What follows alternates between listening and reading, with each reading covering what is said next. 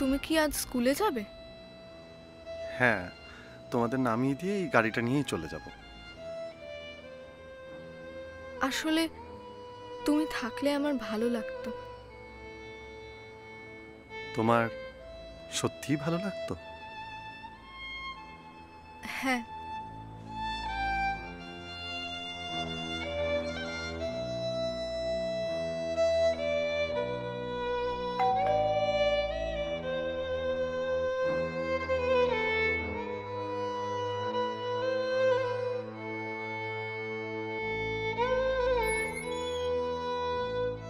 এসো মা।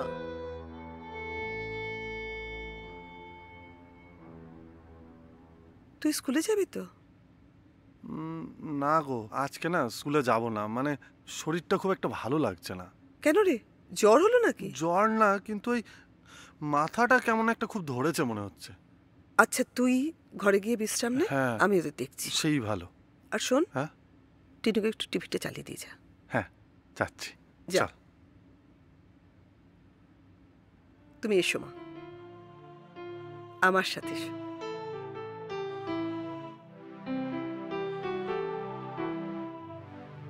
দাঁড়া, কি দেখবি?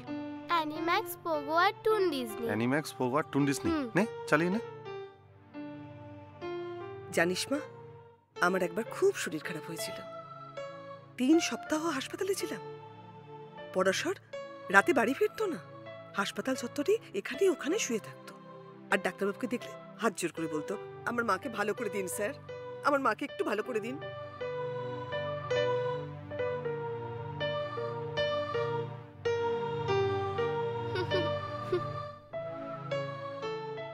যাই দেখে আসি ছেলেটার আবার কি হলো। আমি আসবো?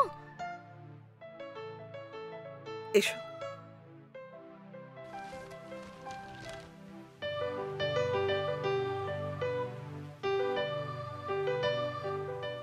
তুই এখানে বসে? হ্যাঁ, আসলে ঘরে ভালো লাগছে না। কিছু ওষুধ খেয়েছিস? না, ওষুধ তো খাইনি। দাঁড়া, আমার কাছে অমৃতঞ্জন বাম আছে, আমি নিয়ে আসছি। বেশ, আমি লাগিয়ে দেবো। আচ্ছা।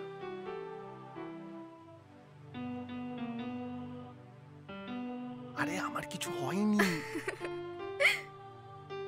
আচ্ছা, এবার বলো তো, স্কুলে যেতে বারণ করলে কেন? আসলে কাল বাড়ি ফিরে গিয়ে মনটা খুব খারাপ হয়ে গেছিল। কেন?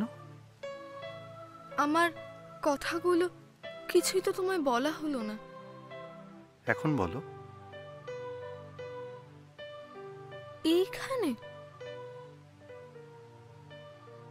বাইরে যাবে? চলো। চলো।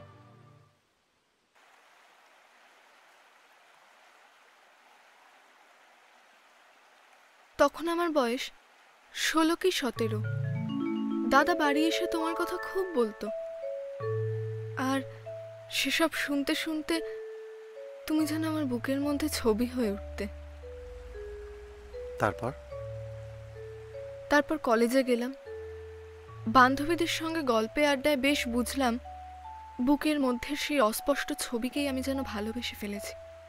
খুব দেখতে ইচ্ছে করতো তোমায়। তারপর কাল যখন তোমায় দেখলাম, মনে হলো তুমি যেন আমার কতকালের চেনা মানুষ, বুকের ভেতর থেকে উঠে এলে চোখের আলোয়।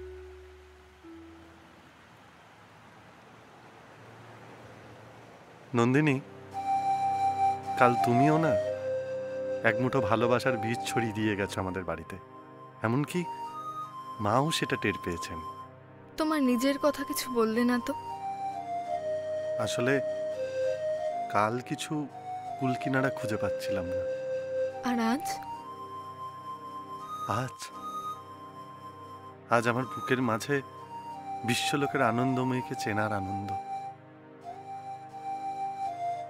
তোমার সঙ্গে চেনা জানা হলো, এবার তাহলে আমার ছুটি। যে অদৃশ্য বাঁধনে তুমি আমাকে বেঁধে দিলে নন্দিনী, এত সহজে তো ছুটি মিলবে না।